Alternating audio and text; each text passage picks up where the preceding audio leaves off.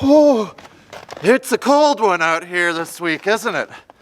Well, thanks anyways for joining us for another Wildlife Wednesday. Today we're going to talk about this cold, why it's so cold, and some of what animals and plants do to be able to adapt to this cold and survive in it, unlike me. Let's take a look. So when we think about temperature is really just a measure of how fast molecules are moving in the air. So when it's really warm outside, the molecules are bouncing off each other because they have a lot of energy. They're moving really fast. Whereas when it's cold outside, the molecules are moving slowly and it's denser air. They're not really bouncing off each other as much. Now the reason it is so cold outside right now is because of what's known as the polar jet stream. Now, because it's warming up so much faster in the Arctic, and that's due to a number of different factors, the jet stream is weakening. And that allows all that cold Arctic air to get pushed down into places like Wisconsin here, which is why we have this kind of prolonged lapse of this really frigid air that feels like Arctic air is being pushed down farther, and there's not as much of that difference between the cold air and the warm air down here that keeps the jet stream nice and tight and just circling the Arctic. It's been really cold lately, and you may think, well, what the heck are the plants and animals going to do? Well, I can help you with some of your questions. First, we'll start out with a species of orchid. Take a look at that. Wow. It's not the showiest orchid ever, but it is indeed an orchid. And this one, more specifically, is called downy rattlesnake plantain, or Goodyear pubescens, if you like to use the scientific name. The orchid that I will show you right now has evergreen leaves. These leaves never fall off. They never die. They stay on the plant year-round. They never die off in the winter. They'll just stay like this. They'll look exactly the same under 2 feet of snow as they do today in July. And that is something quite special about these orchids.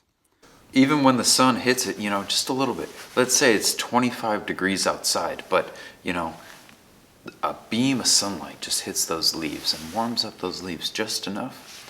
It'll get the liquid flowing, and as soon as that liquid can flow, photosynthesis will occur. And so these plants are extremely adaptable, and that is why they are able to live so far north, which may be unusual for a plant to have its leaves year-round.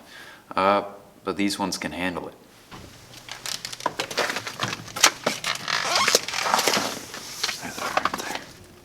Now, you guys might all be wondering, well, what are the animals going to do? How do they survive in this frigid cold temperature? And a great example is the black-capped chickadees that are coming over to the feeder and eating all the seeds right now. Now, the black-capped chickadees, they are a very active bird. They are flying around, buzzing all over the place. That means they have a high metabolism, which means they burn a lot of calories. They have to eat a lot. And in the winter months, they can eat 20 times the normal amount of food they eat as compared to during the summertime. So think of it this way.